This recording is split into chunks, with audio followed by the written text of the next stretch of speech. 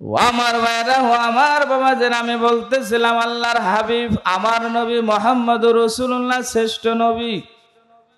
নবীজি দুনিয়ায় আসছে, নবীজি মায়ের পেটে আব্বাজান আগে ইন্তেকাল করছে, দুনিয়ায় আসার আগে আব্বার ইন্তেকাল হয়ে গেল। মা আমিনার বিরুদ্ধে মক্কার মানুষেরা আব্দুল মুত্তালিবের কাছে কমপ্লেন দিল যে আপনার বিধবা, আপনার বৌমা হলো বিধবা, আপনার ছেলে আব্দুল্লাহ মারা গেছে আর আমেনা বিধবা হয়ে গেছে। বিধবা নারী আতর গোলাম সুগন্ধি নেওয়া তো ঠিক না, আপনার বৌমা কেন সুগন্ধি নেয়? কি কয় দেখছেন? মা বোনেরা ভালো করে লক্ষ্য করো, মা আমিনার বিরুদ্ধে কমপ্লেন দিল আব্দুল মুত্তালিবের কাছে, আপনার বৌমারে বলে দিলেন আর যেন আতর গোলাপ সুরমা না নেয়। রাত্রবেলায় আব্দুল মুত্তালিব স্ত্রীকে ডাক দেয়, বলতেছে বৌমার বিরুদ্ধে মক্কার মানুষ কমপ্লেন দেয়, আবার ছেলে মারা গেছে, বৌমাটা বিধবা হয়ে গেছে।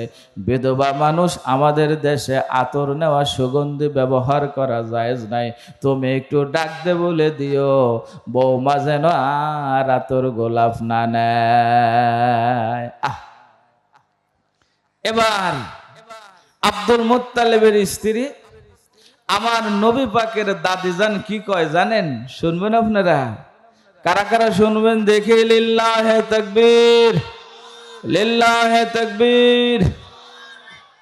আব্দুল মুত্তালিবের স্ত্রী আমার নবী পাকের দাদিজান বলতেছে, আমি আর কি বলবো, আমি তো একই কথা। বৌমা যখন গরম গোসল করে, বাথরুম থেকে বৌমা যখন বের হয়, আমি যখন ওই বাথরুমের মধ্যে ঢুকি, ঢোকার পরে দেখি সম্পূর্ণ গোসলখানাটা মনে হয় যেন জান্নাতে আতরের ঘেরান কয়। কি কয় দেখছেন? মানসিক কমপ্লেন দেয় আর আমি তো ঘরের ভিতরে দেখি বৌমা বাথরুম থেকে বের হইলে ওই বাথরুমে ঢুকলে আতর গোলাপের ঘেরান কয়। আচ্ছা ঠিক আছে, তাহলে দুইজন একসাথে মিলে জুলে কই। রাত্রবেলা বৌমারে ডাক দিছে, বৌমা এদিকে আসো।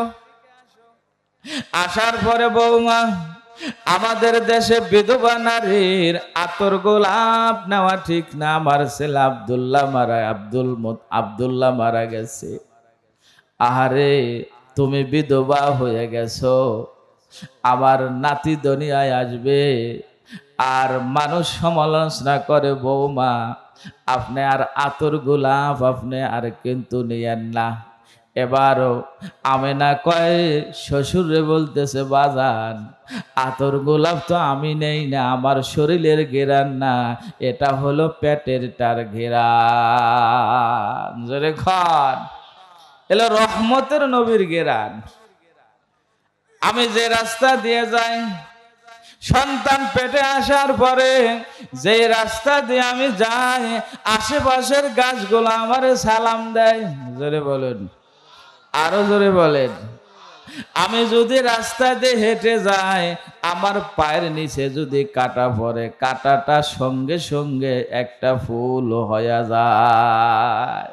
এটা আমার কোনো বুজুর্গি না, এটা হলো আপনার নাতি পেটের ভিতরে জায়গা নিছে, জায়গা নেওয়ার পরে এই আলামত গুলো আমি দেখতে পাই। আরো জোরে বলুন, আমার রসুল রহমাতাল্লিল আলামিন। আল্লাহ রসুলকে আমরা চিনলাম না। আচ্ছা আপনাদের প্রশ্ন করি, নবী আমাদের বেশি ভালোবাসে না আমরা নবীরে বেশি ভালোবাসি? নবী আমাদের বেশি? উত্তর সঠিক, আলহামদুলিল্লাহ। কেমন ভালোবাসে একটা উদাহরণ নেন, একটা হাদিস বলে আপনাদেরকে শোনাই। ওয়াকালা রাসূলুল্লাহি সাল্লাল্লাহু আলাইহি ওয়াসাল্লাম লিকুল্লি নাবিয়্যিন সাআলা সুআলান আও ক্বালা বিকুল্লি নাবিয়্যিন দাওয়াতুন কদ দাআ বিহা ফাস্তুজিবা ফাজআলতু দাওয়াতি শাফাআতাল লি উম্মতি ইয়াউমাল কিয়ামাহ। জোরে বলেন।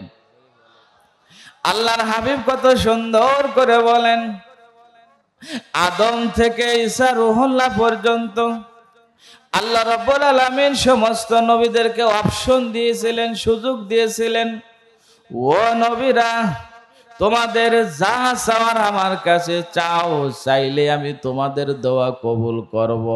সব নবী যা চাওয়ার সব চায়া নিছে, কিন্তু আমি নবী চাওয়া বাকি রেখে দিয়েছি। কি কয় দেখছেন? আমি চাওয়া বাকি রেখে দিয়েছি। আমি দুনিয়াতে চাই নাই, সব নবী চায়া নিছে, আমি চাই নাই। আমি বাকি রাখছি কি জানেন? উম্মতের কেমন দরদি, উম্মতের কেমন কান্ডারি, এখনো মদিনার মাটিতে কাঁদতেছে। আহারে আমার নবী কয় সব নবীরা যা চাওয়ার সব চায়া নিছে, আমি চাওয়া বাকি রেখে দিছি আমার গুনাহগার উম্মতের জন্য। হাসরের ময়দানে আমি চাবো। আরো জোরে বলেন, আর একটু জোরে গান। আল্লাহ নবী বলেন হাসরের ময়দানে আমার উম্মতের হাতে পায়ে শিকল লাগায়া ফেরেশতারা যখন টানতে শুরু করবে, আমি নবী ওই দিন বলবো, আল্লাহ রে আমি না তোমার কাছে চাওয়া বাকি রেখে দিয়েছি, আমার উম্মত রে ফেরেশতারা জাহান্নামে নিয়ে যায়। আল্লাহ রে আমি না বলছি শাফাআতাল লি উম্মতি ইয়াউমাল কিয়ামাহ, কিয়ামতের দিন আমি আমার উম্মতের জন্য সুপারিশ করব। ফেরেশতাদেরকে ছেড়ে দিতে বলো, আমার একটা উম্মত যদি জাহান্নামে যায়, আমি নবী কিন্তু তোমার জান্নাতে যাব না। হাসরের ময়দানে বিচার শুরু হবে। আল্লাহ রাব্বুল আলামিন ডাক দিয়ে বলবেন, নবী গো আপনি আমার পাশে বসেন।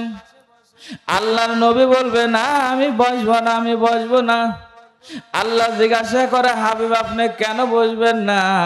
আল্লাহর হাবিব কয়, আমি যদি এখানে বসে থাকি, ফেরেশতারা কোন রাস্তা দিয়ে, কোন চিপা দিয়ে, কোন মোড় দিয়ে আমার উম্মতকে ধরে জাহান্নামে নিয়ে যাবে। এই জন্য আমি বসবো না। আমি একবার দৌড় দিয়ে জাহান্নামের কিনারে যায়া দাঁড়াবো, আবার ফুলসুরাতে যাব, আবার মিজানের পাল্লায় যায়া দাঁড়াবো।